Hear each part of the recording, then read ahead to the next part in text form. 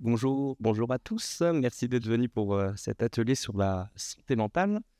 Tout d'abord, en élément de contexte, quand on a pensé cet atelier à l'UNIOPS, on voulait pas faire encore une conférence qui dresse un état des lieux sur la santé mentale parce que les constats ils sont assez établis depuis de nombreuses années, hein. À titre d'exemple, par exemple, à l'UNIOPS, ça fait depuis 2017 qu'on a un plaidoyer sur cette question qui n'a pas eu besoin d'évoluer parce que il n'y a pas eu trop d'effets positifs de la part des politiques publiques pour l'instant, voire ça s'est dégradé. Donc pour rappel, dans le plaidoyer de l'UNIOPS, petit instant promo, euh, on avait pour objectif de rendre effectif et renforcer la participation active des personnes en difficulté psychique sur tous les aspects que suppose le plein exercice de leurs droits de citoyen, donc vraiment participation citoyenne et effectivité des droits, surtout. Également développer l'aller vert pour que la couverture soit optimale, renforcer l'inscription de l'offre de soins et d'accompagnement en santé mentale dans le territoire à proximité des usagers afin de garantir la continuité des parcours pour les personnes accompagnées. Également renforcer la prévention et changer surtout le regard aussi du grand public vis-à-vis de la santé mentale. Je pense que Léa, à la Fédération Addiction, ils ont aussi un plaidoyer sur cette question-là, sur la santé mentale, mais notamment avec, on peut penser au grand cinéma hollywoodien avec des films Split qui sont quand même assez, une vision un peu rétrograde de la santé mentale, et donc sortir un petit peu de cette vision-là. Et enfin, c'est un peu la question aussi qui va nous intéresser aujourd'hui, c'est adapter les dispositifs et les pratiques professionnelles aux besoins particuliers des personnes présentant une situation complexe. Donc notamment, c'est les troubles psychologiques qui sont corrélés à Vous m'entendez bien d'ailleurs? Parfait. Parfait. Et donc notamment les troubles psychologiques qui sont corrélés à d'autres facteurs aggravants, donc la précarité, les addictions, le logement, l'accès à l'emploi. Donc c'est vraiment cette thématique qu'on va commencer à travailler. Et comme je vous disais, c'est une question qui est assez présente à l'UNIOPS depuis 2017. Il n'y a eu pas trop d'avancées et notamment on retrouve cette idée qu'il n'y a pas eu d'avancée avec un plaidoyer qu'a publié l'UNICEF France en 2023, donc 10 mesures pour la santé mentale des enfants, qui reprend un grand nombre du coup de mesures que l'UNIOPS avait déjà détaillées en 2017. Donc c'est pour vous montrer qu'en 6 ans, il y a eu zéro évolution de la part des gouvernements successifs. Donc dans cet atelier, on ne va pas refaire un constat, on va plutôt faire un focus sur des thématiques particulières, qui est la prise en compte du parcours de vie des personnes accompagnées. Donc pour cela, j'accueille un chez soi d'abord, l'UNICEF France et la Fédération Addiction. Je vous laisserai vous présenter juste après. Pardon. Et pour vous un petit peu vous présenter comment va se dérouler cet atelier, on va d'abord avoir un temps d'une demi-heure où du coup chaque organisation va présenter ses programmes et ce qu'elles font. On va prendre une demi-heure après de questions-réponses autour de trois grandes questions qui seront projetées. Et on va se garder un petit quart d'heure à la fin parce qu'il nous est demandé de proposer une idée forte qui sera présentée demain lors de la clôture du congrès de l'UNIOPS, qui formera une sorte de thématique de travail pour l'UNIOPS dans ses axes de plaidoyer. Donc voilà, je vais vous laisser la parole. On peut peut-être commencer avec... si le diapo veut bien se lancer. Hop, on va commencer par la Fédération Addiction avec Léa Montagnier. Je te laisse te présenter. Merci beaucoup, Raphaël. Vous m'entendez bien? Ouais, j'entends l'écho, c'est un peu étonnant. Pardon. Du coup, enchantée, merci à tous d'être là. Je suis Léa Montagnier, chargée de mission à la Fédération Addiction depuis bientôt 2 ans. Et je suis chargée de mission donc, sur plusieurs thématiques. D'une part, les contributions aux politiques publiques, donc tout ce qui va être lié au plaidoyer un peu plus juridique et effectivement sur les politiques nationales et régionales de santé. Et de l'autre côté, sur toutes les questions qui sont liées à la santé mentale et aux addictions. Voilà. Oui, là. Bonjour à toutes et à tous. Donc, je suis Sarah Ben-Smida, chargée de plaidoyer et programme santé mentale à l'UNICEF France. Et donc, je vous parlerai un peu de l'engagement de l'UNICEF en faveur de la santé mentale des enfants et des jeunes. Et je vous parlerai de 2 exemples précis de notre mobilisation en matière de plaidoyer, ce qu'on a développé ces derniers mois et ce qu'on va développer dans les prochains mois. Bonjour à toutes et à tous. Je suis Ramon Jimenez, je suis médiateur santé-père au sein du Chez Soi d'abord, Dijon Métropole. Donc depuis depuis 2 ans et demi. Alors moi, je viens de manière extrêmement modeste. Je suis intervenant de terrain, voilà. Je vous parlerai en quelques mots de ce que la médiation, en tous les cas, elle peut apporter aux personnes dans leur pouvoir d'agir, dans leur manière d'appréhender leur environnement, et qu'ils soient la pierre angulaire de la coopération, en tous les cas. Et que ça ne peut pas se faire sans eux. Ce n'est pas qu'une histoire de structure et une histoire d'institution. Bonjour à tous. Du coup, moi, je suis Céline Barrier, directrice du groupement Chez Soi d'abord à Dijon, et aussi là avec Ramon comme représentante des Chez Soi d'abord de France. Merci à vous tous d'avoir accepté notre invitation. Est-ce que Léa, tu peux nous parler un petit peu plus du projet Psychotrauma Addicto que mène la Fédération Addiction? Yes, tout à fait.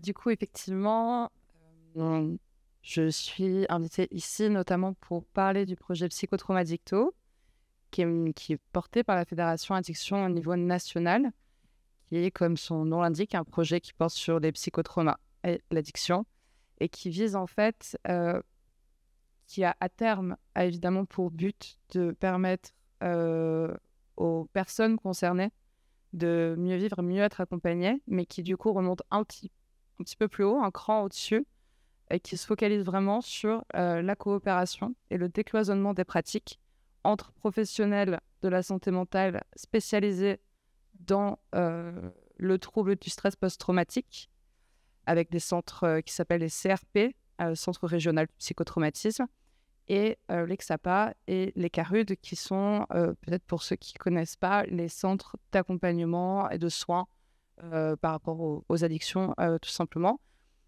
Et donc, c'est un projet qui vise à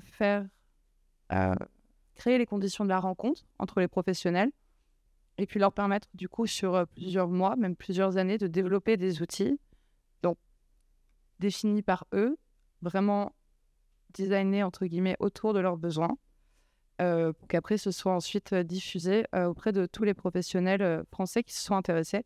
Et en parallèle de ça, on est aussi en train de réaliser sur ce projet un guide vraiment dédié à la prise en charge opérationnelle, un guide qu'on a appelé pratico-théorique et qui devrait être publié d'ici juin 2024. Voilà, c'est un très grand résumé, mais on aura l'occasion, je pense, de revenir sur certains détails du projet. Ramon, je vous laisse aussi présenter peut-être un Chez Soi d'abord.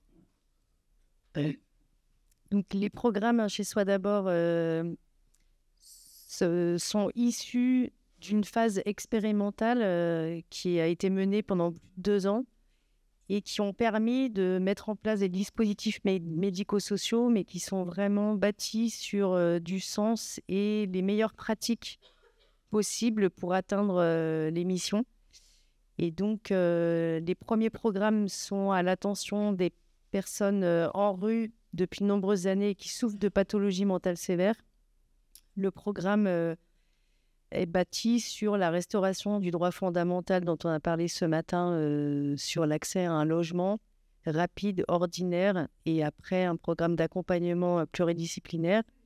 Et depuis, les programmes Chez Soi d'abord se sont déployés en France, qu'aujourd'hui il y a 34 groupements en France, et ont mis en place des programmes complémentaires à partir des mêmes valeurs pour les jeunes de 18 à 22 ans et essayer d'intervenir à un moment de la vie où justement on peut tous ensemble essayer d'éviter le passage à la rue et la grande exclusion. Et des programmes qui se déploient également dans les zones rurales. Donc aujourd'hui, on va plus particulièrement vous parler d'expérimentation jeunes, parce que là, il y a eu des enjeux de coopération assez forts autour de culture de la protection de l'enfance versus une autonomie vue comme du risque d'accès à un logement individuel et que du coup, on a dû apprendre chacun à mieux se connaître pour que les jeunes puissent bénéficier du programme. Je pense que tout a été dit. La seule remarque ou la seule chose que je pourrais dire ou mettre en avant, c'est la singularité sans doute du Chez Soi d'abord, c'est d'avoir une pratique orientée rétablissement. C'est-à-dire, on l'expliquera effectivement par la suite, Par la suite, ça pourra être dit, mais c'est voilà, notre point nodal, c'est vraiment cette pratique orientée rétablissement, avec sur 5 points très précis que on va développer. Donc l'espoir, le rêve, le soutien, le plaidoyer, l'empowerment et la responsabilisation. On travaille vraiment sur ces axes-là, et notre objectif, et notamment avec la présence de pères aidants, c'est bien qu'il puisse y avoir un changement de pratique et en tous les cas un autre regard, qu'un autre est possible, un autre avenir est possible en tous les cas, et être porteur d'espoir, porteur d'identification et apporter du rêve. J'aime bien ce mot rêve en fait. Merci. Céline, tu peux peut-être nous parler des appartements de coordination thérapeutique qui sont menés aussi dans le cadre de ce projet? Voilà, donc de cette expérimentation et de cette approche par les forces, on a bénéficié d'un statut d'appartement de coordination thérapeutique, mention à Chez Soi d'abord, où effectivement, l'enjeu dès le départ a été la coopération à travers la mise en place de groupements, c'est-à-dire que chaque territoire qui a monté des programmes Chez Soi d'abord se sont d'abord organisés en GCSMS, dans l'idée qu'il fallait plusieurs types d'acteurs, plusieurs compétences et passer en gros du partenariat à la coopération, qui a l'air de rien comme ça, mais c'est un déplacement assez important. C'était associé à un portage politique très fort, puisque à chaque fois qu'un programme s'installe sur un territoire, c'est avec l'accord politique et le soutien nécessaire ensuite qu'il va falloir apporter dans le temps à des situations qui peuvent être complexes, mais qui nécessitent que ce programme soit vraiment inclus dans la société, dans le territoire dans lequel il s'insère. Et ensuite, toute une série de circuits qui favorisent la coopération, notamment dans le circuit d'orientation, où deux univers, celui de la protection de l'enfance qui cherche avec une énergie incroyable à aller le plus loin possible dans le parcours du jeune et à inventer des montages d'une créativité incroyable et souvent individualisée pour des jeunes dont on voit arriver la rupture avec crainte et fracas, qui rencontre un programme qui propose qu'à partir du jour où on rencontre le jeune, 8 semaines après, il soit dans un logement qu'il choisit après avoir visité plusieurs logements et dans lequel il est autonome avec ses clés, son bail, et qu'on va aller voir 2-3 fois par semaine. Et donc, ces cultures-là ont dû aussi, à travers ce programme, apprendre à coopérer pour avoir un équilibre entre une surprotection ou une mise en danger et trouver un équilibre autour de ça. Donc ça, c'est les fondations de cette coopération et qui permettent à ces programmes-là, quelque part, de prendre des vrais risques dans l'intérêt et le projet de chaque jeune. Parce qu'évidemment que tout ça est basé sur l'expérience et que chaque expérience est plus ou moins positive. L'enjeu pour nous, c'est que le jeune puisse capitaliser sur une expérience. Et donc, on n'est pas dans une approche capacitaire. Il n'y a pas d'évaluation des capacités à habiter, des capacités prédictives à être autonome. C'est déjà le cas pour les grands marginaux qui sont en rue, mais ça l'est encore plus pour des jeunes de 18 ans qui n'ont jamais, de toute façon, expérimenté le logement ni l'autonomie, bien qu'ils aient été accompagnés dans leur enfance pour acquérir des compétences. Mais donc, l'idée, c'est qu'il n'y a pas d'évaluation, il n'y a pas de critères. Du coup, l'approche, elle se fait autour de l'expérience, des forces, du rêve et surtout de la capacité à analyser une expérience si elle a été négative. En fait, c'est d'en faire un bilan, une analyse, mettre en mots. Et donc, tout l'enjeu ensuite, c'est le dialogue que le jeune va réussir à avoir avec l'ensemble des acteurs qui sont autour de lui. Et c'est là que la culture commune est importante et que ce qu'on appelle, nous, l'open dialogue, c'est-à-dire l'idée que c'est le jeune qui va composer le réseau autour de lui plutôt que le réseau qui va s'autodéterminer et décider dans un souci de protection qui est bienveillant, mais qui est aussi une forme de frein à cette expérience-là. Donc aujourd'hui, que ce soit sur le programme Chez Soi d'abord classique avec des grands marginaux ou les jeunes, le taux de maintien dans le logement est de 80%. après 12 mois, nos mesures, elles se mesurent chaque année. Donc, on peut quand même dire que ça fonctionne. Il y a toujours 20% de personnes pour qui ça n'a pas fonctionné, mais c'est vécu comme une expérience. Et souvent, c'est plutôt le moment de faire un choix pour dire j'ai expérimenté le logement autonome, c'est pas ça qu'il me faut, et de partir dans une autre orientation, mais qui devient plus choisie après une expérience vécue autour de ça.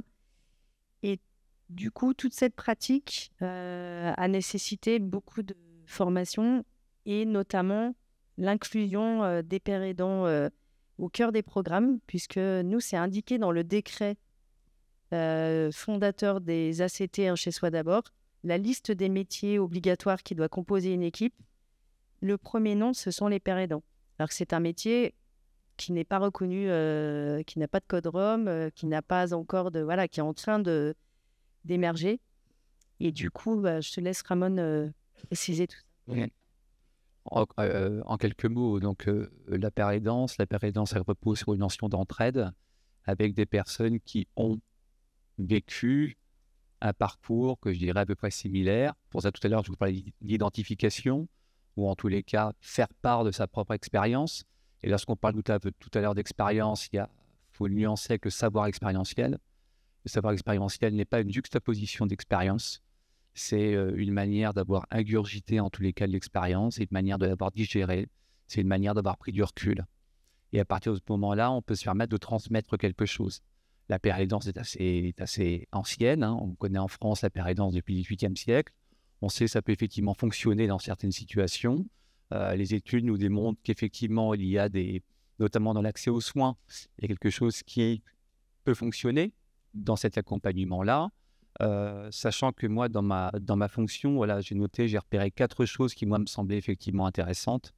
C'est-à-dire dans la posture de l'accompagnement, il y a également fait un travail en interne où là, on parle de coopération parce que l'équipe est pluridisciplinaire, donc avec du soin, avec du social. Et donc, il y a le père aidant au milieu, c'est-à-dire quel est notre rôle là, en tous les cas. Ça permet de changer de paradigme dans le mode d'accompagnement. Ça, c'est quelque chose qu'on peut noter, qui a été noté, souligné par différentes recherches et études. Ensuite, c'est la singularisation des accompagnements. On essaie d'être effectivement plus proche et vraiment le cœur et le souhait et le désir de la personne. C'est-à-dire, c'est pas, on ne se lève pas un matin parce que je suis médecin, parce que je suis psychiatre, parce que je suis éducateur. On va dire, il faut faire comme ci, comme ça, parce qu'il y a la commande publique qui veut que. On part effectivement de la personne, de son rêve, de son souhait. Et là-dessus, nous avons différents outils que l'on parlera en 2 petites minutes tout à l'heure. Un inventaire à l'après-vert, des outils que nous utilisons. 3e point, c'est de symétriser la relation. C'est-à-dire qu'il y a toujours un sachant et l'autre qui ne sait pas, l'autre qui est patient, l'autre qui patiente. Et l'intérêt de se dire qu'on est sur un même pied d'égalité et que la personne qui est en face de soi, même si elle est en souffrance, elle a un savoir et elle connaît sa maladie, elle connaît sa pathologie et elle peut être actrice de cela. C'est aussi effectivement un changement de paradigme. Et ça pose la question de la manière dont les professionnels vont se positionner par rapport aux personnes qui sont suivies et accompagnées. Et ensuite, la 4e chose, c'est de soutenir les dimensions propres à ce que nous, on appelle le rétablissement, comme je parlais tout à l'heure, donc l'autodétermination, l'espoir, la quête de sens, la redéfinition de soi. Et lorsque tout à l'heure, Céline parlait de la protection de l'enfance qui est surprotégée parfois, moi j'ai l'exemple en tête d'un jeune qui avait H24 des personnes dans un Airbnb qui l'accompagnaient et le jour au lendemain, chez Soi d'Apport arrive en disant on va le mettre en logement autonome. Et là, ça a été pas possible. Comment va-t-il faire, etc. Maintenant, ça fait 1 an qu'il est en logement autonome. Ça n'a pas été simple. Il a fait ses expériences, bonnes ou mauvaises, mais en tous les cas, il a pu expérimenter ce qu'était le vivre seul. Et il a fait ses choix, il s'est cassé la binette parfois, mais en tous les cas, il a permis effectivement de se maintenir, de développer d'autres réseaux, d'autres forces, et on s'est vraiment appuyé sur ses forces, et il en a, en tous les cas. Ça, on parlait de l'initiative du courage chez soi jeune. L'UNICEF, ça les concerne un petit peu, la jeunesse, et je voulais savoir le plaidoyer de l'UNICEF sur cette question, sachant que vous êtes un petit peu une organisation nationale et internationale, donc comment vous avez ce prisme terrain et les actions que vous pouvez développer à l'UNICEF? Merci. Alors, je vais peut-être resituer déjà l'UNICEF France parce que c'est vrai que tu l'as mentionné. Donc, l'association de loi 1901 UNICEF France, elle est mandatée par l'UNICEF International et on travaille au respect des droits des enfants. Quand on parle de santé mentale, l'approche qu'on a, nous, c'est une approche forcément par les droits des enfants. Et donc, la santé mentale fait partie des droits que l'on retrouve explicitement dans la Convention internationale des droits de l'enfant, à l'article 24, si vous voulez aller vérifier cela. Et ce qui est important pour nous, c'est surtout que ce guide, qui est pour nous le respect des droits des enfants, il doit se retrouver aussi bien au niveau national. Et c'est pour ça qu'on engage un plaidoyer sur ces enjeux de promotion de la santé, prévention des troubles, accès aux soins pour chaque enfant et notamment les enfants les plus vulnérables. Quand on dit les enfants les plus vulnérables, pour nous, ce sont surtout les enfants qui peuvent être confiés à l'aide sociale à l'enfance, les enfants en situation de migration, mais ça peut aussi être les enfants sans domicile ou alors les filles au regard de la prévalence de certains troubles de santé mentale. Donc on peut aussi avoir ce regard par public vulnérable. Et on a aussi une attention à ce que ce plaidoyer national soit également le reflet de ce qui se joue au local. Et là-dessus, on s'appuie sur notre réseau des villes amies des enfants. Donc, je n'ai pas un programme en soi à vous présenter, puisque du coup, on se situe plutôt sur un travail de plaidoyer, aussi bien avec des recommandations qu'on adresse au pouvoir public qu'un accompagnement qu'on peut proposer à notre réseau de 300 villes amies des enfants sur tout le territoire, donc dans l'Hexagone, mais aussi dans les territoires d'outre-mer, et qui nous permet de contribuer à ce qu'on a déjà entendu à plusieurs reprises, le changement de narratif sur la santé mentale, que ce soit dans une vision positive, qu'on sorte cette thématique uniquement d'une approche médicale. Et donc pour cela, nous, notre engagement, il a débuté, je dirais, il y a 2 ans. C'est un engagement qui se retrouve aussi au niveau de l'UNICEF international, bien entendu. Et en France, donc, les constats soulignent une urgence à laquelle il faut répondre pour garantir aux enfants aussi bien l'accès à des espaces de prévention que l'accès à des soins, quand bien même au manque de professionnels. Et ça, je pense que tout le monde le sait. Et donc, ce qu'on a décidé de faire, c'est qu'on a lancé une dynamique interassociative, dont l'UNIOPS fait partie d'ailleurs, et on est ravis de ça, qui nous a permis d'alerter les pouvoirs publics et de consolider en fait 10 mesures qu'il faudrait mettre en place rapidement pour répondre à l'urgence actuelle. Parmi ces mesures, on essaye au maximum d'avoir des retours évidemment de professionnels de terrain, puisque nous, notre approche, elle se situe aussi sur ce rôle de porte-parole qu'on peut exercer. Et on s'appuie également sur les retours de nos comités bénévoles, puisqu'on a plus de 5000 bénévoles en France, la moitié qui a moins de 25 ans, et on a des bénévoles mineurs qui nous alertent aussi sur les besoins et les solutions qu'il faudrait mettre en place pour leur garantir une meilleure santé mentale. Et donc sur ces 10 mesures, je voudrais peut-être insister sur quelques-unes qui relèvent de la prévention, puisque je pense que c'est un peu ce qui nous réunit aujourd'hui, ces enjeux de prévention. Tout d'abord, ça nous semble essentiel de parler de prévention en santé mentale parce qu'on sait que la moitié des troubles de santé mentale apparaissent avant l'âge de 14 ans. Donc, plus tôt on agit, mieux ce sera pour le parcours de chacun, chacune. Et donc, les principales recommandations qu'on porte, elles se situent sur la déstigmatisation du sujet par le biais de campagnes de sensibilisation adaptées aux besoins des enfants et des jeunes. Elles se situent aussi dans le fait de favoriser une communication qui soit adaptée aux enfants et aux jeunes. Je vais toujours tenir ce discours enfant-jeune puisque on a souvent peur que les enfants soient oubliés quand on parle de jeunesse. Donc nous, on s'attache vraiment à la santé mentale des enfants de 0 à 25 ans. Et donc c'est vrai, ça c'est un petit risque qu'on retrouve parfois en disant les jeunes. Et en fait, on oublie que les enfants aussi ont vu leur santé mentale se détériorer ces dernières années. Et ça passe du coup par des messages adaptés, par des espaces de participation des enfants aux décisions qui les concernent, y compris dans les parcours de soins.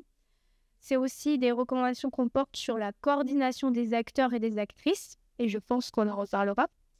Et enfin, donc, vous avez témoigné de votre expérience dans la médiation en santé mentale, renforcer tous les dispositifs d'aller vers, que ce soit les équipes mobiles, les dispositifs de médiation.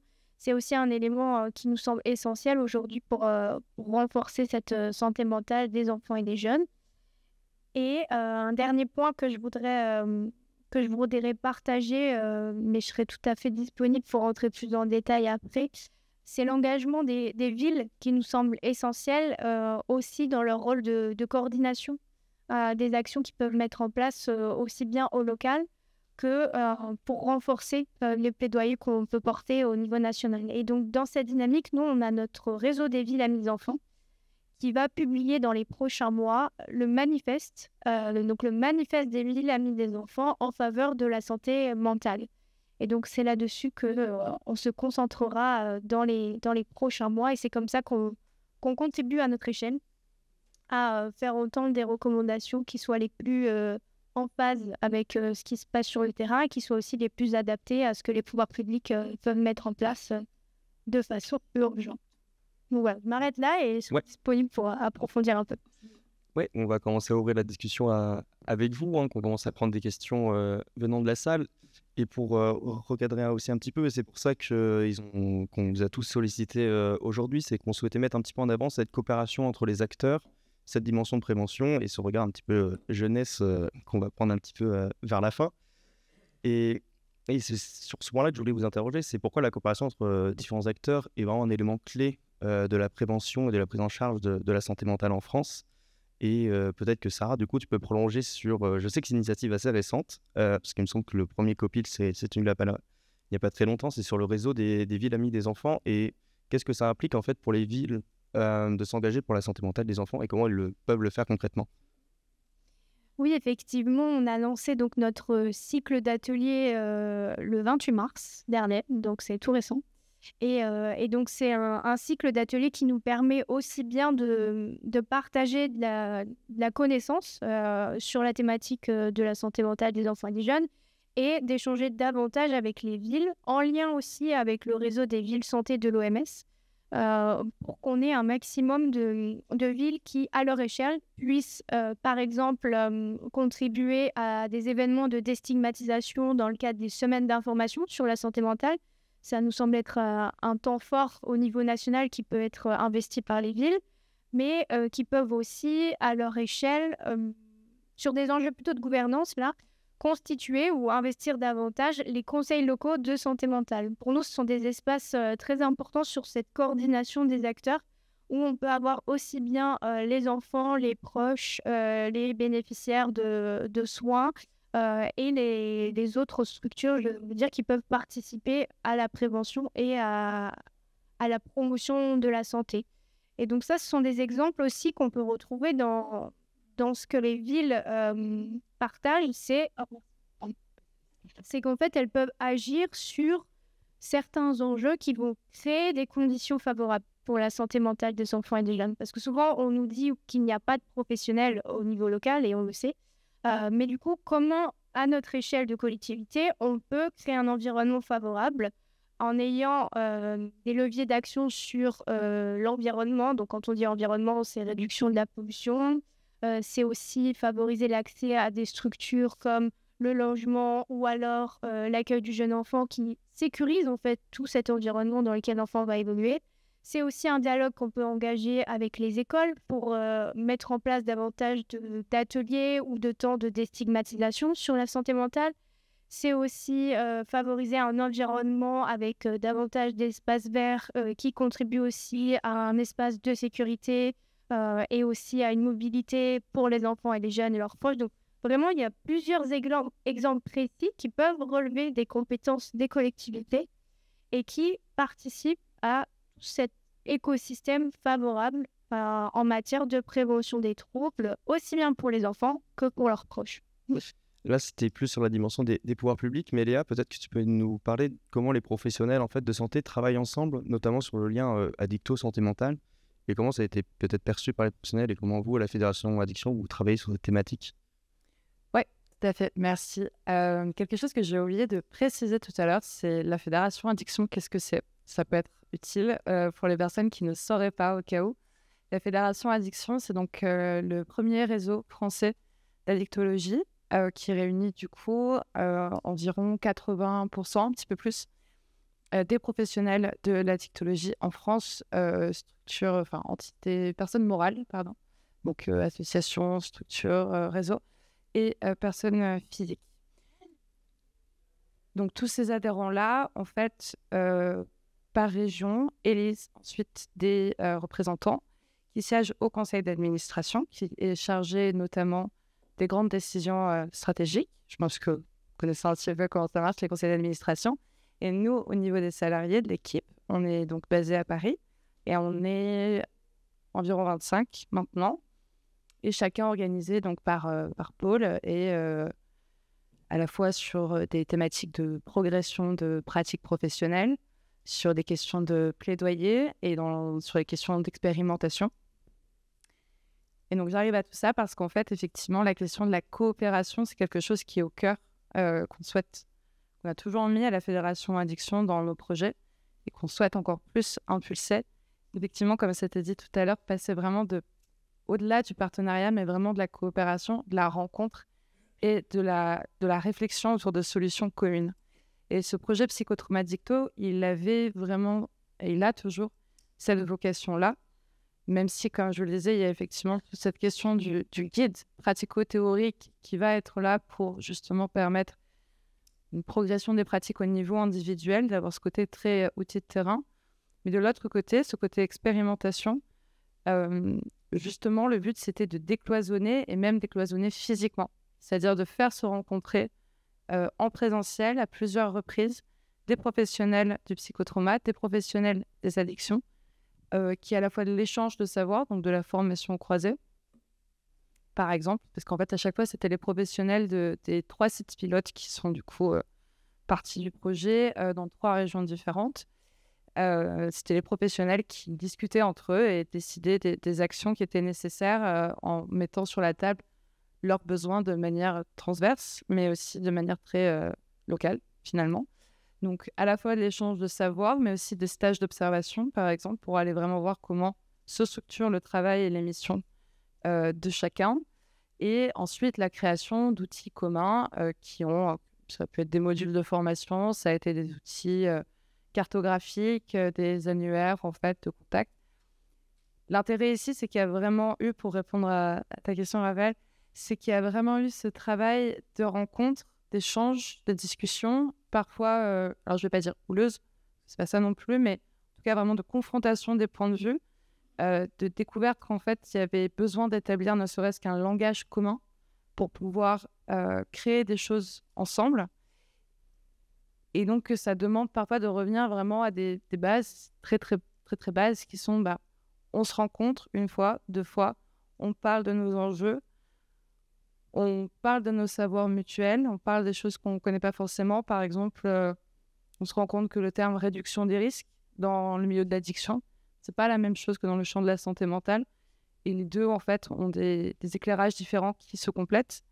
Voilà, c'est donc c'est tout ça qui est hyper important parce qu'en fait, on se rend compte que ce décloisonnement, s'il n'est pas fait, et c'est pas de la faute des soignants, pas du tout, mais qu'en fait, quand on est patient, si on rentre par une porte, on n'a pas forcément accès à l'autre. Je m'explique, c'est-à-dire que, par exemple, quand on souffre d'addiction, qu'on consulte pour addiction et qu'en fait, on présente un trauma, il n'y a pas forcément de pont, que ce soit en termes de savoir ou en termes de réorientation, vers la prise en charge du trauma spécifiquement, et vice-versa. Et en fait, ça a des impacts et des conséquences très concrètes sur les gens concernés. Et je pense qu'un exemple qui se repeint, une image vaut 1000 mots. Et cette image, c'est la mienne, puisque... et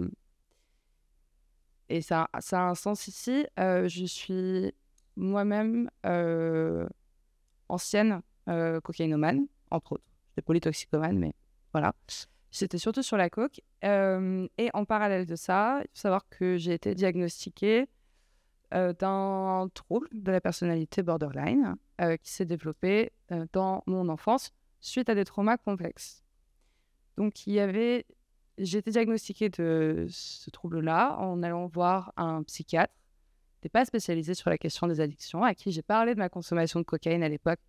Je travaillais dans la publicité, et je sais qu'il y en avait. Et donc, je lui en parlais beaucoup, évidemment. Et lui, et je ne lui en veux pas du tout aujourd'hui, mais lui a placé ça comme quelque chose de secondaire, comme voilà, une consommation qui était un peu périphérique. Alors qu'en fait, en réalité, quand je le vois maintenant, a posteriori, on se rend bien compte qu'en fait, on connaît le trauma et le trouble et la consommation de substances psychoactives. En réalité, ça interagit. Ça se rejoint, ça s'entre-nourrit. Et cette question d'interaction, elle est fondamentale. Parce qu'en fait, ce qui s'est passé, c'est que moi, en fait, à un moment, j'ai un peu explosé en plein vol et je suis partie en hôpital, etc. Ça m'a fait un bien fou. C'était honnêtement une très belle expérience. Mais le truc étant que le rétablissement a pris beaucoup plus de temps et prend toujours du temps. Et l'importance de la coordination, en fait, c'est ça. C'est de mieux se connaître, de mieux comprendre, d'être autant en interaction sur le terrain que ce qui peut se passer en fait dans la vie des personnes qui sont accompagnées. Parce qu'en fait, à terme, on arrive à cette question du mieux-être, du mieux-vivre pour les personnes qu'on accompagne. Et surtout, peut-être le plus important, du souffrir moins, s'épargner peut-être des choses, des errances, des moments de détresse intense. Voilà. Et pour moi, quand on se parle beaucoup de coopération, effectivement, on a cette dimension institutionnelle en tête qui est hyper importante, mais qui doit se rappeler toujours qu'elle vient d'un besoin profondément humain. Voilà, je pense que... Merci beaucoup, Léa. Et avant de vous donner la parole pour un chez soi d'abord, sachez d'ailleurs, si vous voulez poser des questions, n'hésitez pas à vous manifester. Odile fera passer un micro dans la salle, donc voilà, n'hésitez pas à lever la main si vous avez des questions juste après celle-là. Pour un chez soi d'abord, parce que vous êtes un petit peu à la mi-chemin entre l'institutionnel et la coopération des professionnels de santé. Et comment, dans un cadre institutionnel, justement, on arrive à avoir cette dynamique-là et comment on fait aussi comprendre les équipes que la question du logement peut être centrale dans le parcours d'une personne qui souffre de troubles de la santé mentale. Je me permets un petit écart par rapport au témoignage de Léa. Merci à toi. Et justement, il y a, je trouve, quelqu'un qui incarne très bien cet enjeu de coopération, de décloisonnement, c'est le professeur Bruce dont on a parlé tout à l'heure, qui est un chercheur, un médecin qui fait une grosse recherche à Clermont. Et justement, sa recherche, c'est de considérer qu'il y a une pathologie duelle qui est celle du trouble psychique et de l'addiction. Et je trouve que sa recherche, elle symbolise très bien ce que tu dis. On fait le guide là-dessus. Voilà. C'est-à-dire que la coopération, c'est le décloisonnement, en fait. C'est que tout le monde a cette intention-là. Personne n'a décidé de travailler tout seul. Mais nos systèmes sont organisés de manière tellement cloisonnée que ça empêche les gens de faire un parcours vraiment singulier, aller piocher dans tout leur boîte à outils. Et si on rentre dans un silo, on a quand même beaucoup de mal à accéder à celui d'à côté. Donc, c'est à la fois une évidence, mais concrètement, ça nécessite de mettre en place beaucoup d'espaces de coopération. Donc, nous, au Chez Soi d'abord, effectivement, c'est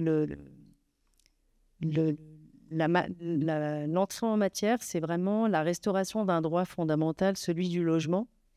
Et ce qui permet, là, d'avoir levé, et je sais de quoi je parle, parce que moi, je viens vraiment de l'AHI, du monde du CHRS, de l'hébergement, de l'urgence. Donc, j'ai vraiment été formée à l'évaluation, au diagnostic, aux commissions, au parcours en escalier. Et en fait, l'arrivée de cette étude et du Chez Soi d'abord nous a obligés à nous décentrer de notre organisation, du système, mais aussi de nos réflexes professionnels. C'est-à-dire que si on va chercher le pouvoir d'agir et on va aller demander à quelqu'un quel est son rêve, les premières fois qu'on y est allé pour les premiers locataires, on ne savait pas faire. On savait entrer en contact, aller vers, mais dans l'idée qu'en 2 secondes, on évaluait les besoins de quelqu'un, on montait un plan d'action sur en 1, tu vas à l'urgence, en 2, tu fais ta sécurité sociale, en 3 mois, c'était plié, mais la personne là-dedans, elle ne savait pas où se placer, où s'exprimer, où être actrice de tout ça. Du coup, on a dû se former pour se déspécialiser. Et voilà, donc le logement est le cœur de notre intervention, mais en fait, vu qu'en 8 semaines, les gens sont installés dans un logement, après, c'est bien autre chose qui se joue. Par contre, sur la confiance qu'ils nous font, parce qu'au départ, quand ils nous voient en rue, dans l'idée que en 8 semaines, ils vont choisir un logement après en avoir visité plusieurs qui correspondent à leurs critères et avoir des clés, ils n'y croient pas non plus. Donc, ça donne un niveau de confiance et d'engagement réciproque qui est très élevé. Après, c'est que le début, puisqu'on ne se connaît pas quand... Enfin, voilà, on s'est vu 4 fois quand ils ont les clés du logement. Donc, tout l'enjeu à partir de là, c'est de dire, y a une forme de sécurité. Le logement est un élément de sécurité fondamental. Mais après, l'amélioration de la qualité de vie et le bien-être de la personne, ça va être beaucoup plus long.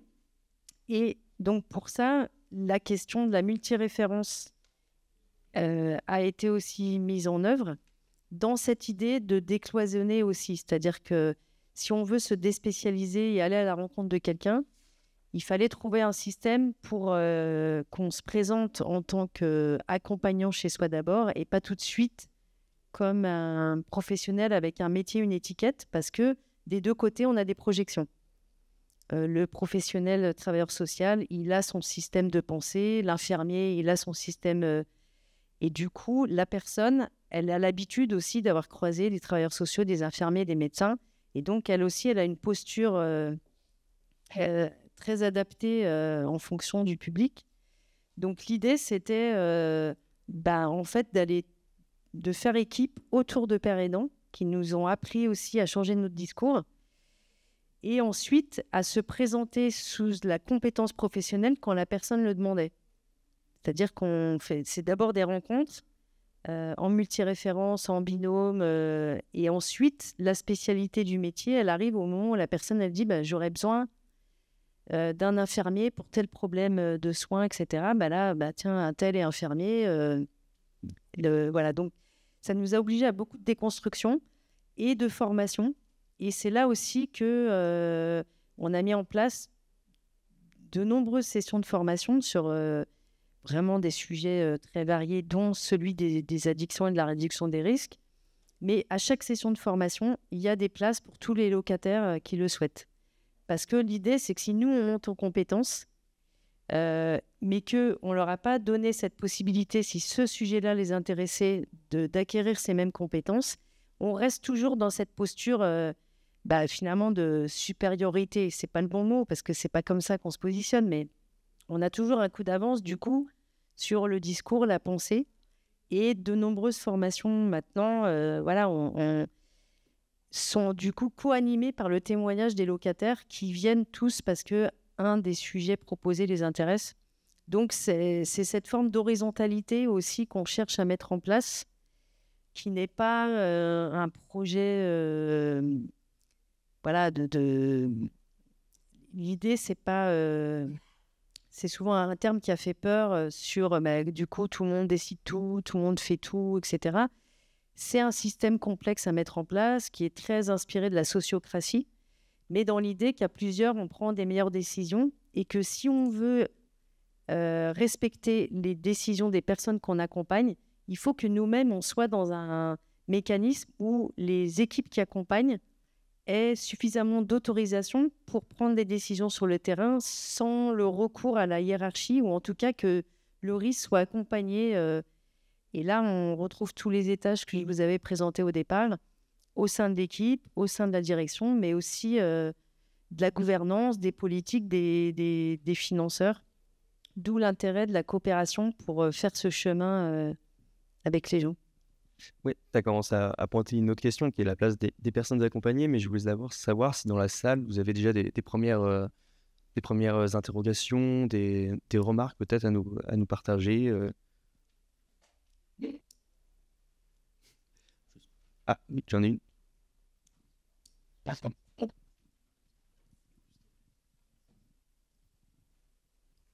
Je vous laisse vous présenter peut-être.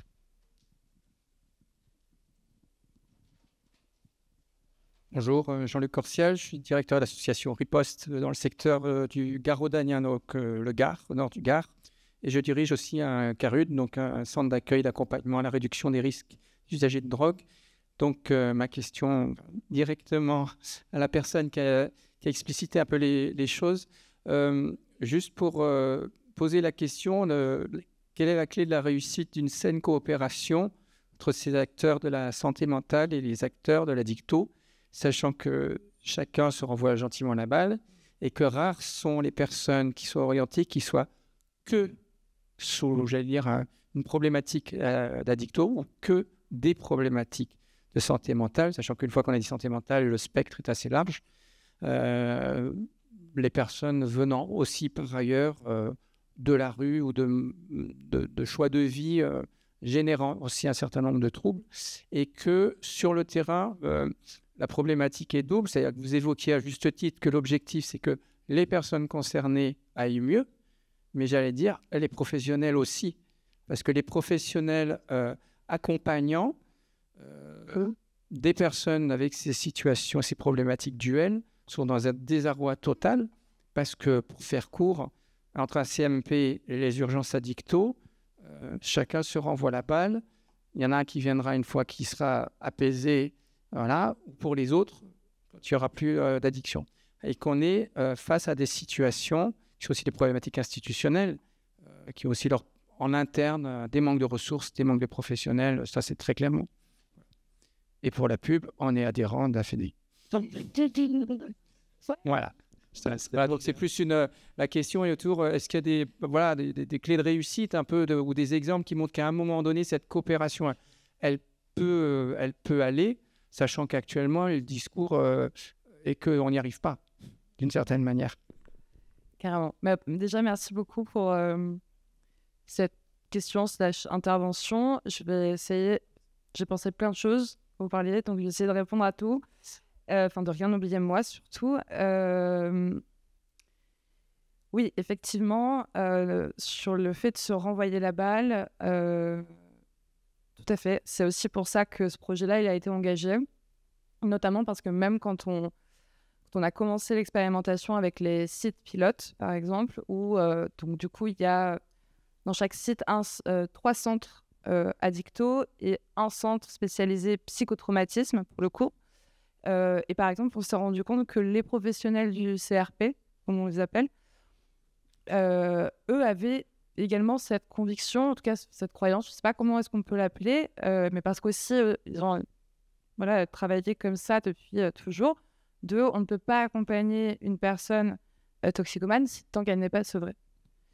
Et en fait, ça, en réalité, ça a été déverrouillé, démonté assez vite à partir du moment où il y a eu ces rencontres physiques qui ont été organisées et par ces échanges en présentiel.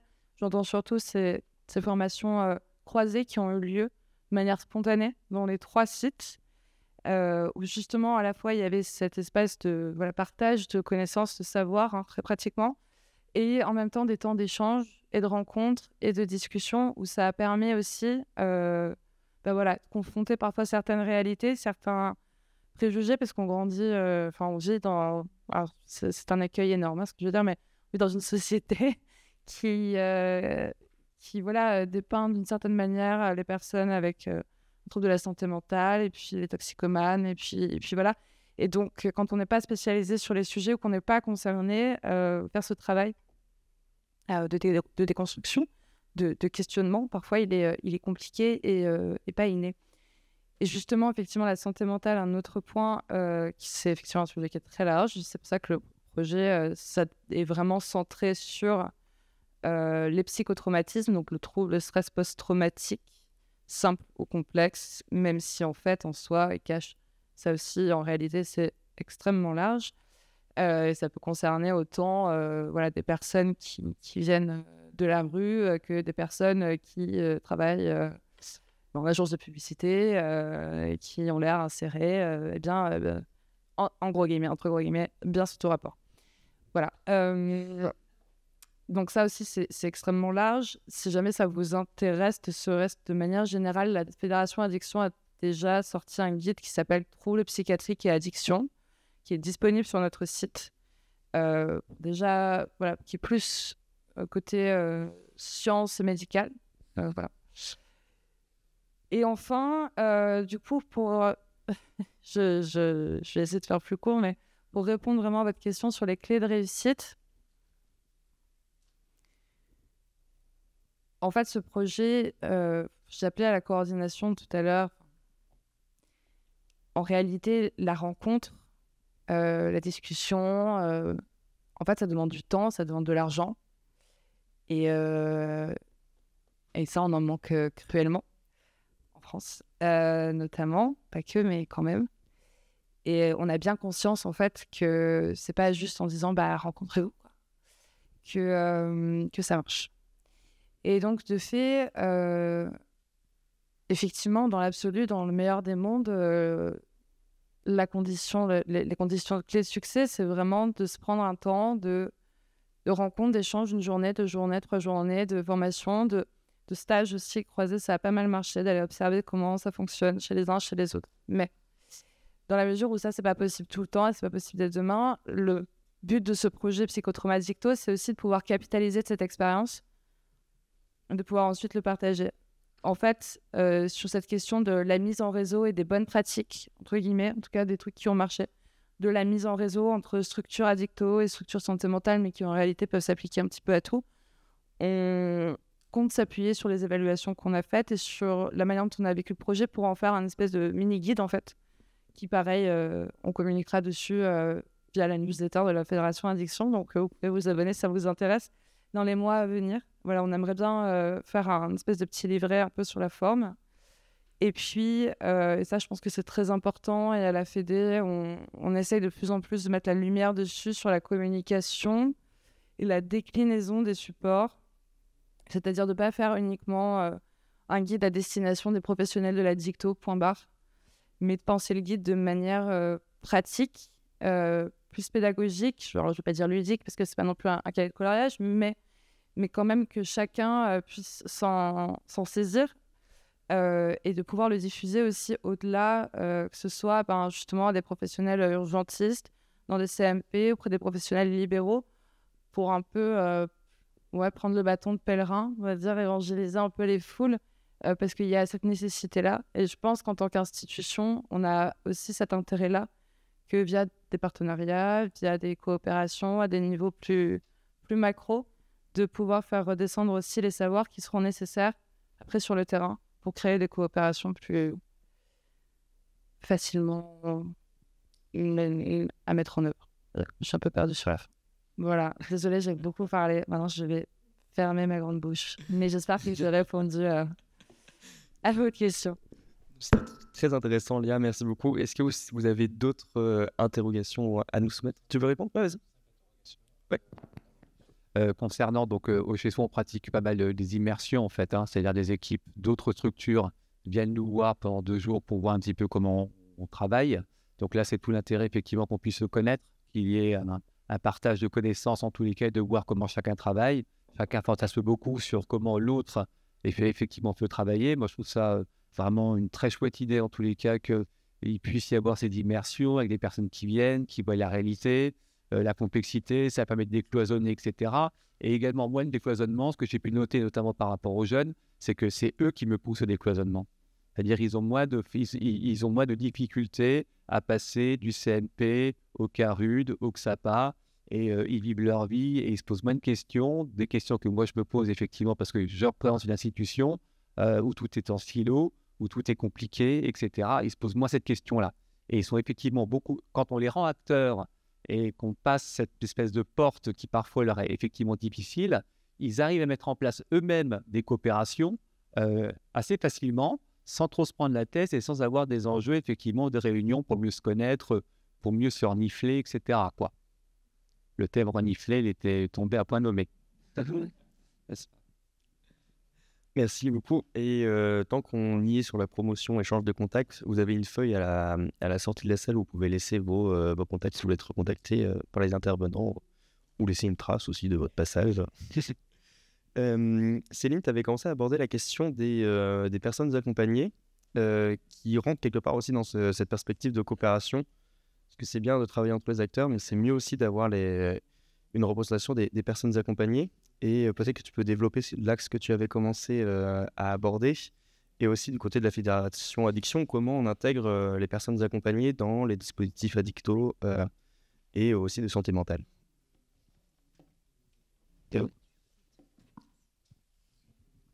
Effectivement, c'est tout un cheminement.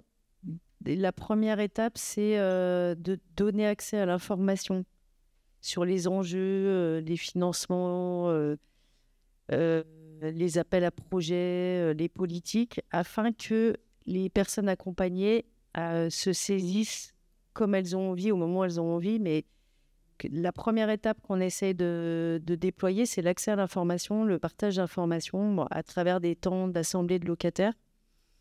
Ensuite, ça passe par les formations qui leur sont ouvertes afin qu'ils puissent se saisir de compétences. Et à l'échelle nationale, ça a créé des groupes de locataires qui avaient des choses à dire, qui avaient un avis sur la manière de piloter les chez soi d'abord ou de défendre, faire du plaidoyer, de savoir quels axes de plaidoyer étaient importants pour eux. Et ça a permis petit à petit, et là ça fait 2 ans que dans l'équivalent du congrès qu'on fait aujourd'hui, les rencontres nationales des chez soi d'abord, sont co-organisées avec un groupe de locataires qui viennent de différentes villes en France et qui animent des ateliers. C'est-à-dire que la montée en compétences leur a permis de se saisir de la parole, mais aussi de la confiance pour animer des ateliers. Et donc ça, voilà, on espère que ça va prendre une certaine dimension. Et à Lille, ils ont expérimenté pendant 1 an un collectif de locataires qui a fait tout un parcours de formation à la prise de parole, à l'informatique, à savoir faire des supports de présentation, etc., à écrire des contenus. Et ils interviennent maintenant, ils s'appellent RDS Phoenix. Voilà, donc c'est évidemment que voilà, c'est des expérimentations sur des territoires à l'échelle des chez-soi, etc. Mais c'est l'idée de voir si on partage l'information et donc le pouvoir, comment ensuite on est en capacité aussi d'accueillir leurs initiatives, leurs idées, et leur faire une place.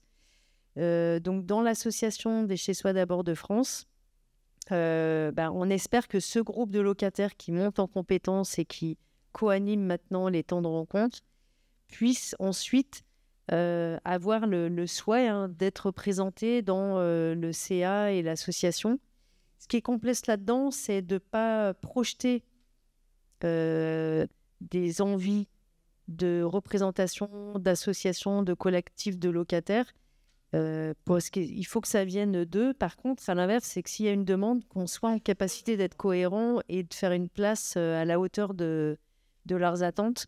Mais voilà, on se méfie aussi de nos propres rêves à dire qu'il faudrait monter une association de locataires, etc. Ça fait partie de leur autodétermination et c'est plutôt nous qui serons leur boîte à outils au moment où ils le souhaiteront. Léa, je te laisse aussi nous raconter comment on peut accorder une place des personnes accompagnées, notamment dans le projet que vous menez à la Fédé, si vous le faites ou si c'est une thématique qui sera intéressante de creuser. Et Sarah aussi, j'aimerais bien t'entendre sur une thématique qu'on connaît peut-être plus nous à l'UNIOPS, à l'UNICEF, sur comment faire ce plaidoyer auprès des pouvoirs publics qui sont des fois totalement ignorants de cette question.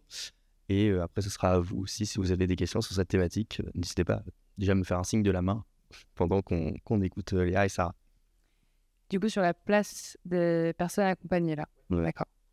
Bon, ma réponse, elle va être assez brutale parce qu'il n'y en a aucune. Dans le projet Psychotrauma Dicto, si ce n'est éventuellement la mienne, mais qui n'était pas du tout volontaire. Il s'avère que je suis arrivée sur ce projet sans qu'il y ait eu de volonté derrière au niveau du recrutement. C'est juste l'alignement des astres qui fait que je m'y connais bien personnellement dessus. Mais en fait, ce projet-là, au départ, ça a été une vraie question qui s'est posée, évidemment, de comment est-ce qu'on implique les personnes concernées, parce qu'on se parle quand même de leur prise en charge.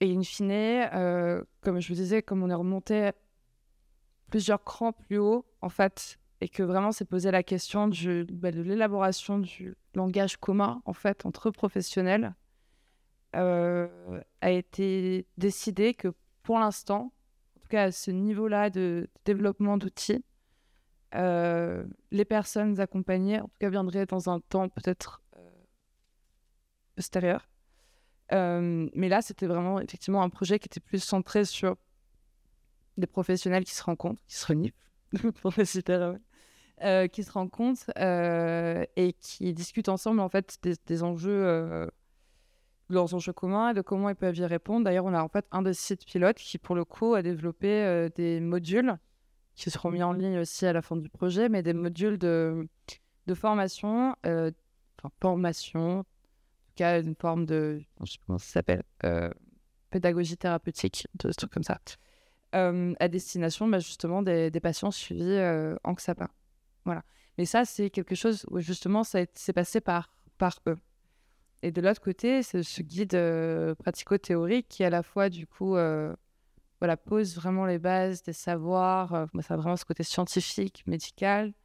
Puis après, il est plus axé sur comment est-ce qu'on repère, comment est-ce qu'on identifie.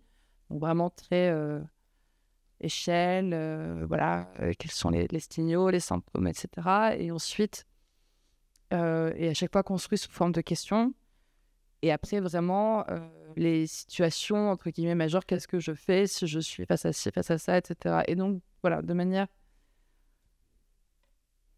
assez cohérente, on va dire, les personnes, pour l'instant, concernées n'ont pas été intégrées à ce truc-là, mais c'est en fait, pour être tout à fait transparente, c'est aussi une question de temps, une question d'argent, une question de financement. Et justement, nous, on aimerait bien continuer le projet Psychotraumadicto dans l'appel à projet qui a été publié il n'y a pas très longtemps, qui doit être rendu le 10 avril, sur lequel je travaille précisément en ce moment.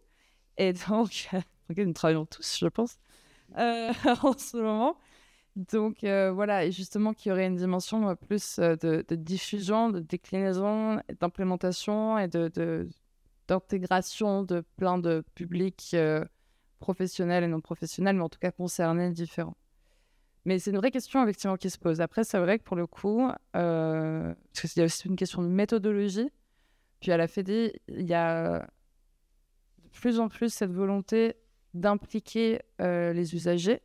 D'ailleurs, il y a un guide, on a fait plein de guides, vraiment, sur notre site internet. On a fait un guide participation des usagers, justement pour... Mais bon, après, la santé mentale, c'est encore une méthodologie qui est encore différente, mais où justement, on n'a pas envie, en tant que professionnel de la dicto, de parler à la place des usagers. En même temps, mais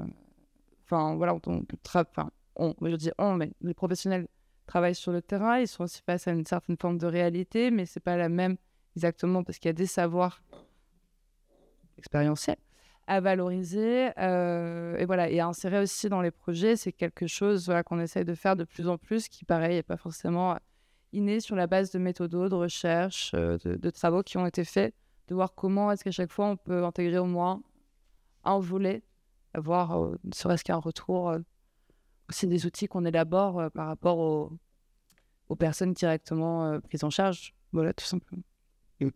Et tu as parlé justement de la problématique des financements aussi, qui empêche justement la mise en place de ce genre de procédure. Sarah, au niveau national, je sais que c'est un peu un combat qu'on a de conditionner les subventions, par exemple, à un dispositif de participation des usagers. C'est une victoire qu'on a du mal à avoir sur certains points. Et je voulais savoir le regard de l'UNICEF justement sur cette question de la place des personnes accompagnées, et si c'est présent dans les 10 mesures. Oui, merci.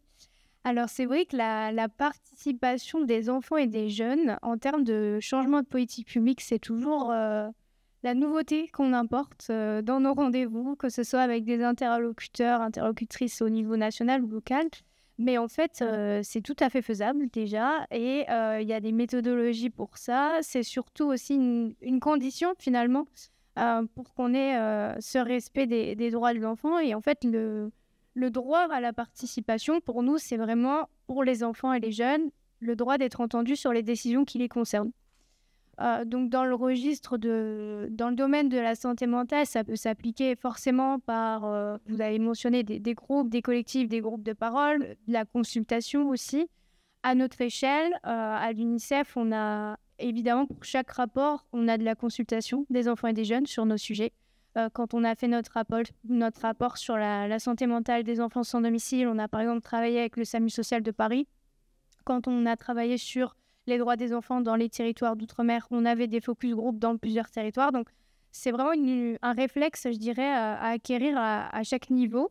Et c'est aussi un réflexe à avoir en termes de gouvernance. Donc, nous, on a une commission jeunesse à l'UNICEF France qui a un droit de regard aussi sur les recommandations qu'on peut porter auprès des pouvoirs publics et qui permet aussi aux enfants ou jeunes d'exercer leurs droits, mais aussi d'avoir finalement des solutions qui sont les plus adaptées à leurs besoins possibles. Donc, c'est une méthodologie sur laquelle on peut parfois être sollicité par d'autres associations, donc avec plaisir pour réaliser ce lien, en tout cas, avec nos équipes. Et c'est aussi un élément important quand tu disais qu'on a besoin d'avoir ce soutien aussi au niveau institutionnel. En fait, on n'a pas forcément besoin de parler à la place des enfants et des jeunes. Enfin, on peut aussi leur donner la parole.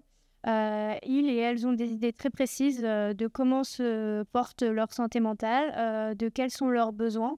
Et donc, je pense que c'est aussi une sorte de culture du droit à la participation qui est à mettre en place, sur laquelle nous, on travaille beaucoup dans nos relations avec les pouvoirs publics. Pour vous donner un exemple précis, on a une chargée de plaidoyer droit à la participation qui est à temps plein sur cet exercice et qu'on va retrouver sur chacune de nos thématiques. Maintenant, sur ce qu'on organise un peu dans notre plaidoyer au niveau national et face aux défis qu'on peut rencontrer, notamment en termes de moyens accordés, qui ne sont pas à la hauteur des besoins, eh bien, on essaie de mettre en place des stratégies les plus innovantes possibles. Donc, on a forcément cette dynamique interassociative qui est indispensable pour nous, aussi bien avec des professionnels du champ de la pédopsychiatrie, de la psychologie, l'UNIOPS, l'UNAFAM, des associations qui sont basées dans différents territoires et qui font vraiment toutes leurs remontées, je dirais, pour que nous, on les partage au mieux. Il y a tout le travail qu'on fait au niveau de la documentation de certains enjeux. Par exemple, quand on a publié notre rapport « Grandir sans chez soi » sur la santé mentale des enfants sans domicile, on a eu un espace de prise de parole qui était important, puisque finalement, ce croisement et ce décloisonnement dont on parle, on le retrouve aussi pour la prise en charge des enfants, que ce soit dans l'accès au logement ou dans l'accès à des soins de santé mentale. Et donc, ça permet toujours d'avoir aussi ce regard intersectionnel qui peut permettre d'avoir un écosystème favorable au développement des enfants et des jeunes. On essaye aussi d'avoir un regard plus local, comme je l'ai un peu mentionné, sur toute la dynamique d'accompagnement des collectivités qui peuvent avoir un rôle à jouer sur les déterminants de santé mentale des enfants et des jeunes. Et bien entendu, on a aussi, je dirais, un format un peu classique de rendez-vous avec les pouvoirs publics nationaux, où là, on leur exprime les besoins en termes de financement, les alertes quant au suivi de certains rendez-vous qui sont annoncés mais qui n'ont pas forcément encore eu lieu. Je pense aux premières assises nationales de la santé de l'enfant. Ça fait 1 an et demi qu'on est dans l'attente de ces assises qui devraient a priori porter une attention particulière sur la santé mentale. Bon, nous, on est auditionnés, on propose des recommandations précises, on alerte avec des tribunes, avec des lettres ouvertes, par le biais de rendez-vous. Et on continue aussi à avoir tout le temps ce regard sur notre expertise sur les politiques publiques, ce qu'il faudrait changer, mais aussi le porte-parole des remontées des professionnels et des enfants et des jeunes, puisque ce sont tous ces acteurs et toutes ces actrices qui peuvent aussi avoir un rôle à jouer et qui doivent être entendus auprès des pouvoirs publics. Donc voilà un petit peu comment on fonctionne et on essaie d'être un peu partout et à l'écoute, en tout cas, de toutes les remontées qu'on peut avoir. C'est vrai que du côté de l'UNIOPS, on a eu l'information d'un CNR santé mentale qui devrait être créé. Mais là encore, quand on nous l'a présenté, et c'est ce que je vous disais au début de cette année, c'est que ça va être encore un état des lieux avec de nouvelles personnes, de nouveaux interlocuteurs. Donc, le national, c'est un petit peu en fait un travail de répétition qui se fait toutes les années au rythme des remaniements. Donc, c'est toujours un petit peu la croix de la bannière à chaque fois pour l'expliquer toutes ces nouvelles thématiques. Et donc, si ça a du mal à imprégner les politiques sur ces questions-là. Céline, il me semble que tu voulais réagir aussi sur... simplement réagir sur la question de la culture qu'on a créée pour favoriser la participation. On sait que la loi 2002 a été pensée de manière très architecturale, mais pas incarnée par les gens eux-mêmes, et que court toujours après une formule la plus adaptée possible. Et que donc l'enjeu, par exemple, là, je pense à ça quand tu viens de parler du CNR, ce serait qu'il soit immédiatement animé, organisé avec des collectifs d'usagers, de personnes accompagnées, de plateformes de pairs aidants. Et que c'est c'est une énorme exigence, en fait, de toujours donner, de toujours trouver la bonne place aux personnes. Et c'est un investissement énorme de leur donner d'abord toutes les informations nécessaires à cette prise de participation. Et c'est souvent dans cet écueil-là qu'on tombe, c'est qu'il y a des représentants, mais qui ont du mal à se positionner, à prendre la parole et à être entendus dans une assemblée où souvent il y a une personne représentante des personnes accompagnées. Et que la deuxième chose, l'enjeu, c'est aussi de reconnaître par la gratification ou la rémunération selon les interventions, quand on les fait venir. Enfin, je sais que nous, on avait posé la question pour venir avec le Chez-Soi de Lyon, avec des locataires, et que s'ils ne sont pas rémunérés, que nous, à certains moments, on leur propose de venir, mais qu'il y a un enjeu. Quand on fait des assemblées, quand ils viennent à nos formations, par exemple, nous, on leur donne une gratification de 10 € de l'heure par un système de ticket service, parce qu'on ne peut pas les rémunérer, on n'a pas le statut pour les embaucher. Mais on estime que s'ils viennent à 2 fois 8 heures de formation, ça a du sens de défendre cette manière de faire. Et on a décidé avec cette assemblée de à combien ils estimaient le niveau de gratification. Donc c'est un investissement en temps et en posture de gouvernance, de direction permanente. Ce qui fait qu'à un moment donné, on peut avoir des personnes accompagnées qui ont une parole libre et avec suffisamment d'armes pour prendre une place qui n'est pas un prétexte ou une manière... voilà. Et c'est très intéressant ce que tu as dit, mais je vais devoir écourter parce qu'il nous reste plus de 10 minutes et je tiens vraiment à aborder cette dernière thématique qui est chère à toutes nos organisations, qui est la prévention. C'est comment, parce que pour l'instant, quand on a présenté vos programmes, c'est quand même une réponse un peu palliative à un problème qui est déjà existant, et comment on peut anticiper ces problèmes, même si des fois, c'est un peu concomitant, ces deux thématiques. Alors peut-être qu'on peut commencer par Sarah sur la prévention que peut porter l'UNICEF, qu'on peut porter au niveau national, et après, j'aimerais bien entendre vos deux organisations, la Fédération Addiction et HSE d'abord, comment ça peut amener une réflexion de la prévention, vos programmes, comment vos programmes peuvent amener une réflexion autour de la prévention, et notamment envers la jeunesse, qui est l'une des populations les plus touchées en termes de santé mentale.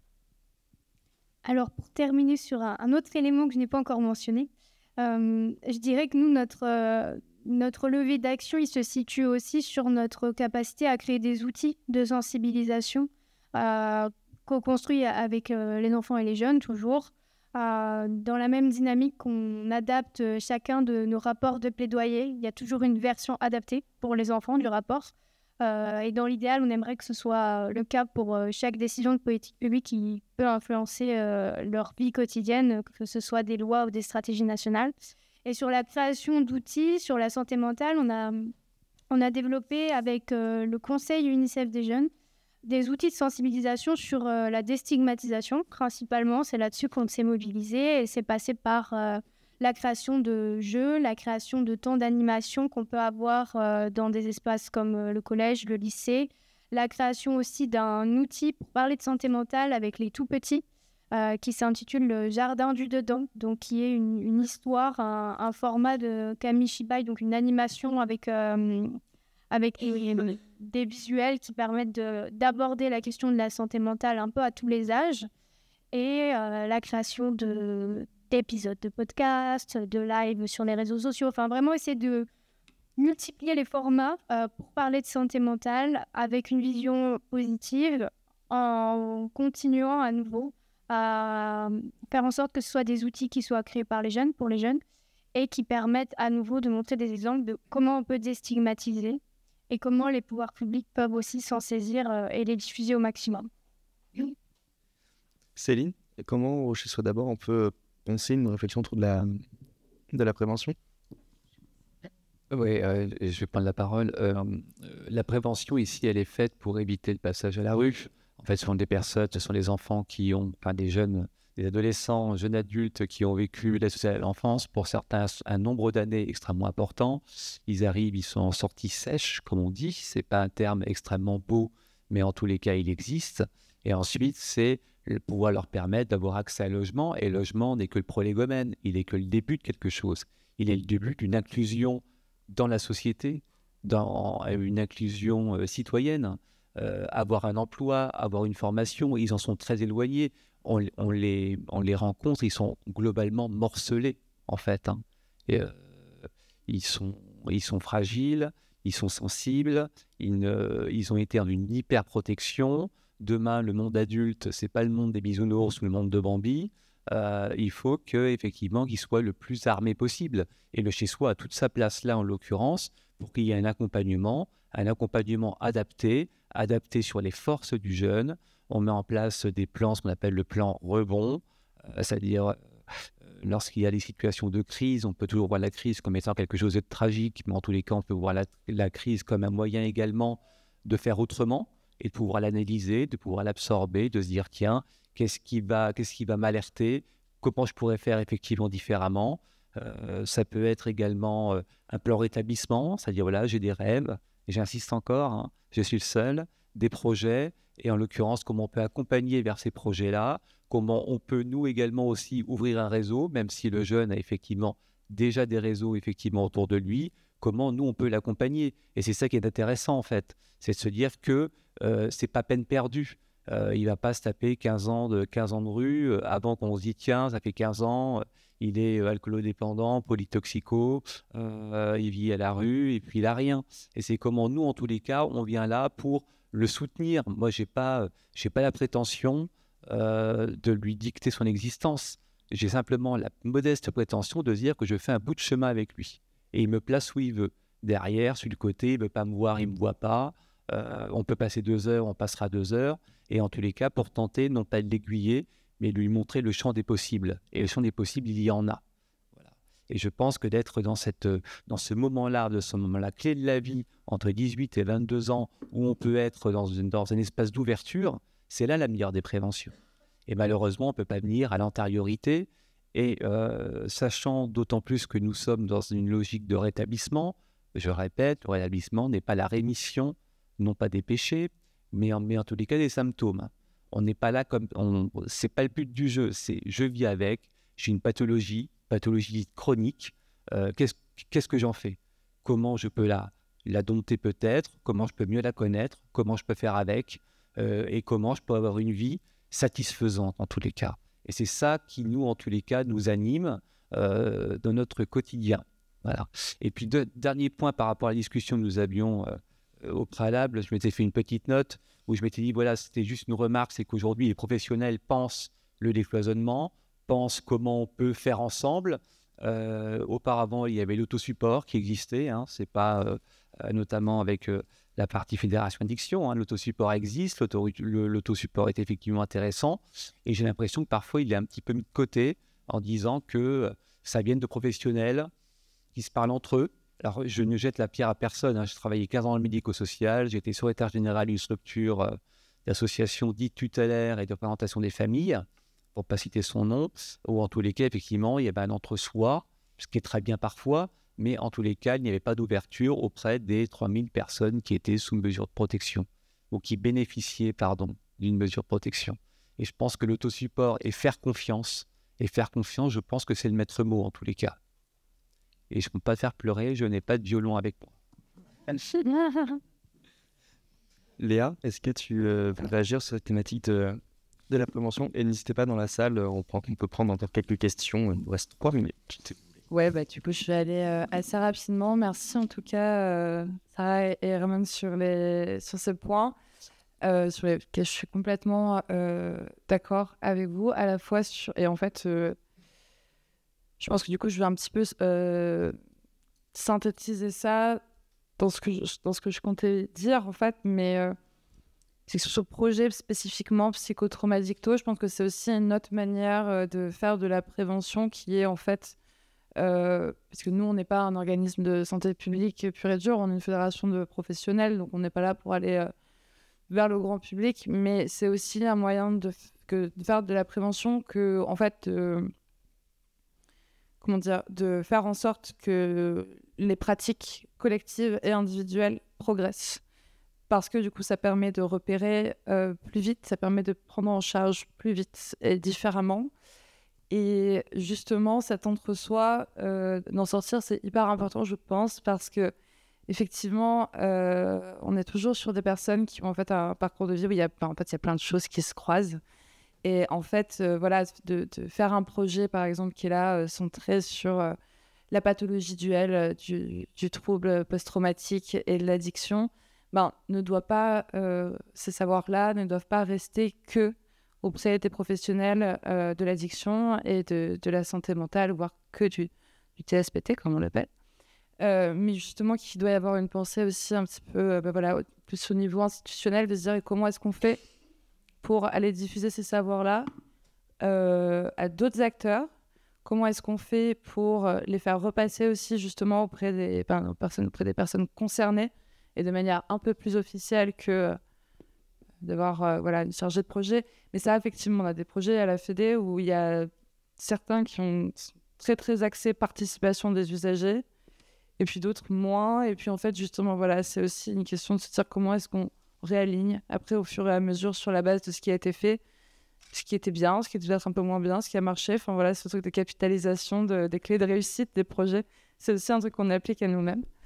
Et l'autre, donc moi je pense que cette prévention, elle se fait dans le lien auprès des publics, mais elle se fait aussi à, j'ai envie de dire, l'éducation mutuelle sur des sujets qui demandent évidemment une posture toujours d'apprentissage qui est parfois un peu compliqué, mais en tout cas un autre point que je voulais souligner, c'est que en tout cas sur le projet Psychotraumatique Tôt et sur plein d'autres, ressort la dualité justement de la santé mentale et de l'addiction, et qu'en fait il y a un truc aussi qui est tout bête, parce que là on se parle entre nous et tout, c'est super, mais au niveau institutionnel, même encore au-dessus, c'est qu'on se rend bien compte que l'addiction c'est dans une branche du projet régional de santé, et puis la santé mentale c'est dans l'autre branche. Donc pour les projets de coopération, c'est un peu compliqué. Donc je pense qu'il y a aussi une nécessité, quand on se parle de support, de diffusion des savoirs et d'éducation, entre guillemets, ça doit aussi se faire à un niveau plaidoyer, un niveau institutionnel, pour se dire, en fait, il y a des choses à faire, il y a des personnes que ça concerne très concrètement, voici leur témoignage, voici l'état des savoirs.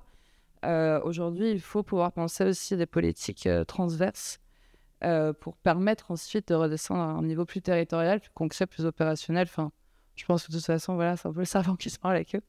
On en a déjà parlé pas mal de fois. Bref, et la jeunesse, juste termine vite fait. Effectivement, oui, c'est un sujet. Après, voilà, que te dire.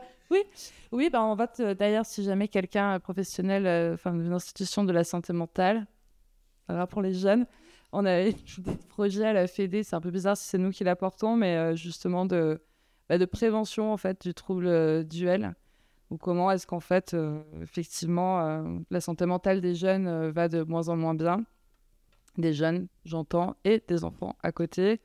Les consommations elles commencent à l'adolescence. L'adolescence c'est le moment aussi où se cristallisent les troubles psychiques. Nous, on trouve qu'il y a effectivement un truc à faire en termes de preuve auprès des publics, auprès des professionnels, de comment est-ce qu'on fait pour prévenir, identifier, repérer les premiers signes de troubles psy ou addiction, et faire en sorte que ça ne s'installe pas. Donc, c'est un vrai sujet, évidemment, mais en tant que fédération de professionnels, c'est toujours compliqué de ne pas non plus prendre la place des pouvoirs publics. Dieu sait qu'il y a une place à prendre. Voilà. Mais écoute, merci beaucoup Léa pour cet appel à l'initiative. Si vous n'avez pas de questions, si, il y en a une. Allons-y. Ouais. Non, juste une c'est un peu rapidement de la rémunération. C'est la question suivante, et on y revient. À un moment donné, si on veut casser les silos, certes, il y a l'institution, il y a le professionnel, pour qu'à un moment donné, ces personnes concernées, elles n'arrivent pas avec une problématique ou une autre. C'est qu'en Carut, par exemple, on a expérimenté les logiques d'usage de relais. Les usagers relais sont des personnes qui sont rémunérées. Il y a une entreprise temporaire d'insertion, donc c'est en particulier c'est une intervention en fausse. Voilà, c'est très ciblé, il y a un faire pour derrière, mais on voit bien la difficulté et ça nous oblige nous à faire réfléchir à la différence entre un usager relais et un bénévole. Ouais, un usager, que le bénévolat, il y en a, il y a tout ça. Les usager relais, à un moment donné, ils vont engager, ils vont retirer les cigarettes. On va engager un peu l'association, engager le service et au compte sur lui. Et je trouve que c'est très compliqué à piloter. Ça, c'est aussi. Mais c'est très. C'est. La télécarmone, qui vient de parler du croisement des savoirs, etc. De l'expérientiel. À un moment donné, je vois pourquoi nous, avec nos compétences, on est rémunérés et que d'autres, avec leurs compétences, puis. On a demandé sur des prêts d'apport de compétences, de croisement de savoir et de compétences et de pratique. Voilà. Et ça peut être, c'est plus un sujet à question. La